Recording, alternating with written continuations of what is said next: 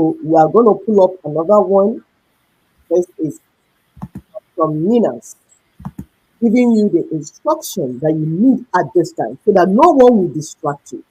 If you get distracted, oh, I don't know what will happen to you. Nigeria will happen to you. Because all the things that UN predicted, if we are living it, is going on. In this show, we will break it down for you and you will see it and you will confirm. You are a witness to what we're saying. You watching us, listening, you are already a witness. If we give you microphone, you will start singing like canary. So let's listen. This is in the clubhouse, Nina's, because every Tuesday, Nina's has clubhouse every Tuesday for information to get out. They said, my people perish for lack of knowledge, but we are here to make sure that you do not perish because we want to give you accurate information, not lies, not propaganda, accurate information. My people said, Opana, Opoko Guru, Ntionguchilie, Opoko, it makes a lot of noise. And we have been making a lot of noise trying to get our people to hear the danger signs. But if your Opoko destroys you, you refused to listen. Thank you.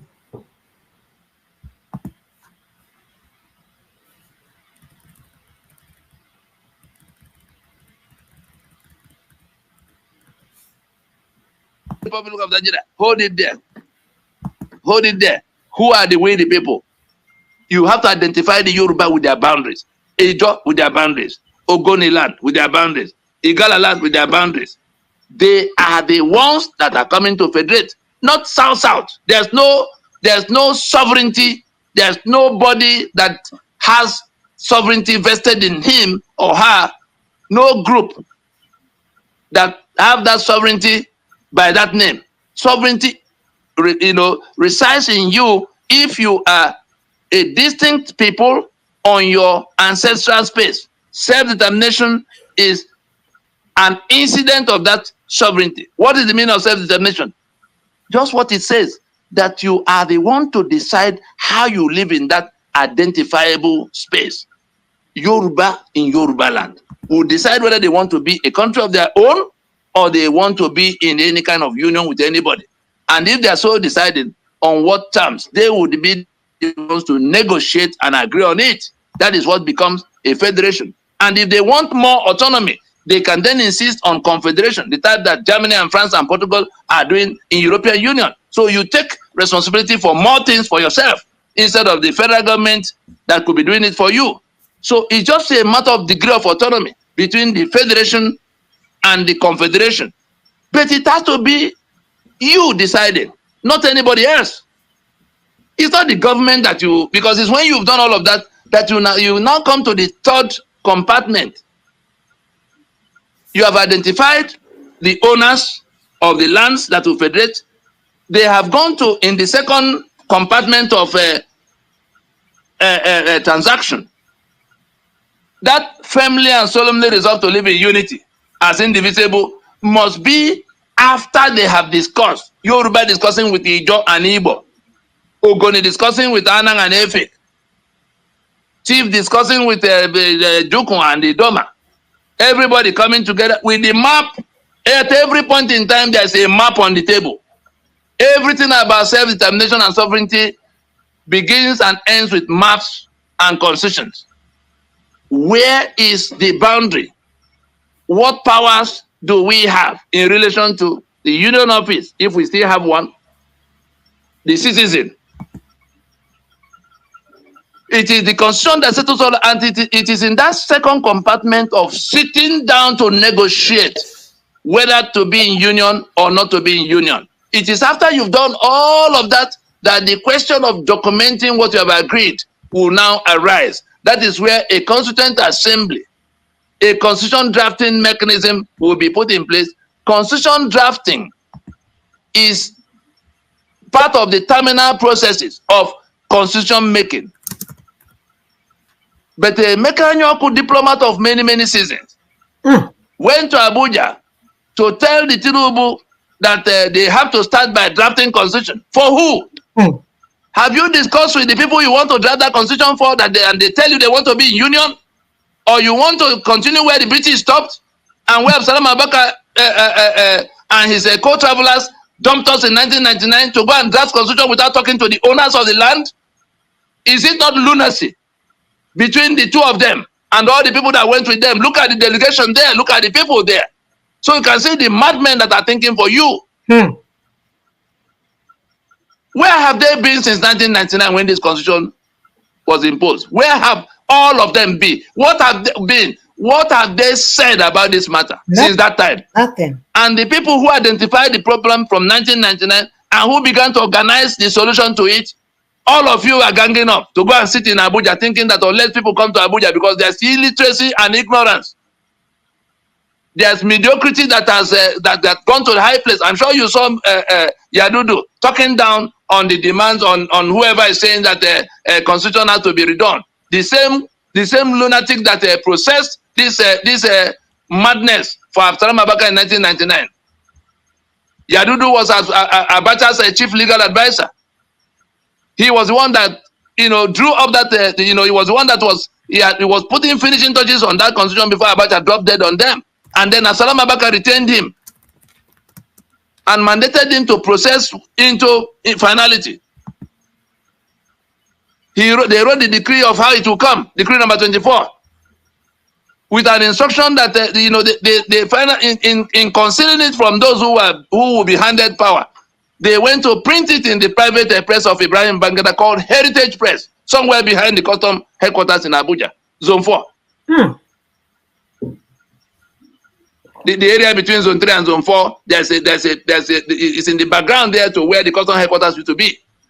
Heritage Press, that was where they printed that thing in the dark, so that the people in government did not get to see it. The people in that government that was handing over power did not get to see the constitution by which they will hand over power.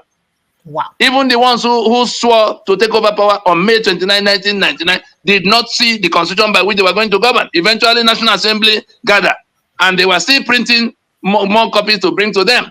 That was how we entered that kidnapper's vehicle. It's reasonable offense.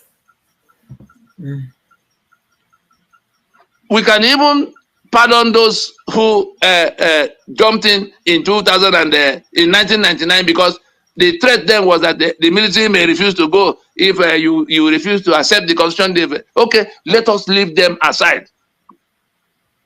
But there were people in Nadeko who should not have gone into that election because Nadeko had a meeting of whether they should go into election under a constitution they've not seen. The decision was that they should not. It is these same flawed characters that broke away from that decision, led by Bola Tinubu. He became governor of Lagos State, breaking ranks with people who fought with him all the while. And then, okay, you have become governor. Why can't we go back to the business? Of course, when none of them will lead the initiative, we came from outside, and that was what became Pronaco. 164 ethnic delegations discussing the same matter. That is the owners of Nigeria from all the four corners of the union. Buhari being part of the Fulani delegation that came alongside with Syed Abubakar. Let those who know where to find them in Casino Sokoto go to find out from them, ask them whether they were not part of this discussion that became Ninas of today, coming from Pronaco that called that conference, and we had an outcome. We sat in plenary in Lagos, sat in plenary in Port Harcourt, sat in plenary in Enugu, sat in plenary in Jos, sat in plenary in Kano, and came to conclude in Lagos.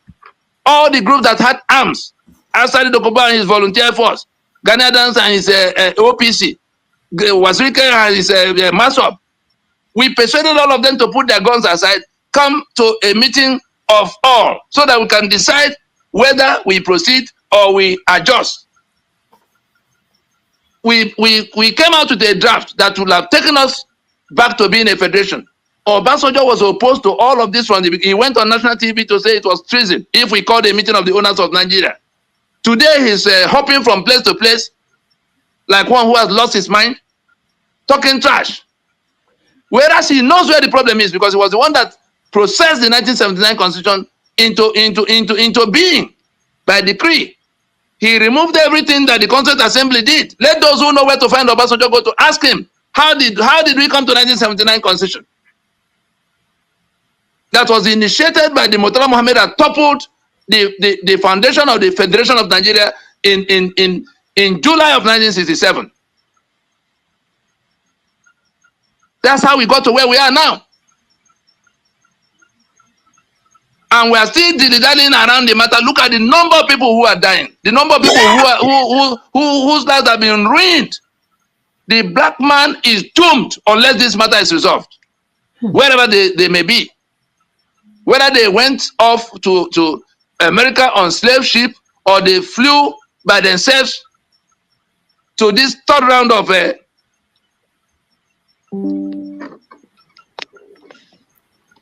Pause, please. Wow. Okay. Thank you. Please continue to help us to share. You can see what we're saying.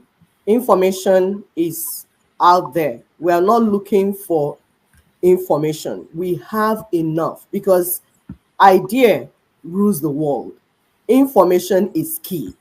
So it's important that people are aware of what has been going on and how to take care of it. Identifying the owners of the land that we federate is the first step. And these owners of the land must be on their ancestral land. Listen, you must be distinct, a distinct people group on your land with map, with boundaries. This is not you just junketing everywhere and Biafra and this and that. No, because you're going to cause trouble in the space. We do not want trouble. Stay in your land. Igbo on Igbo land. Yoruba on Yoruba land. Junkun on Junkun land. Whether we are 1 million, we want to be like that because the Englishman is on the English land. He's not jumping around to go and claim Germany. Same with German, France, all of them. They've done these things before us, and they came and scrambled Africa in 1884-85 for us to be causing trouble amongst ourselves. Tomorrow, Igbo must go. Yesterday, Yoruba said, this one, that one. That's the pressure cooker mixed up inside that place with no rule of law, nothing. Everybody running crazy. We cannot continue like this anymore. And there's a solution on the table. That is why we say share this information to your pastors. Those ones that like confusing you, telling you that witches and wizards are running after you. Meanwhile, it's 1999 Constitution. Share to your politicians, your uncles, your daddy, your mother, your everyone. Share to them so that they will understand what is being said and stop distracting us.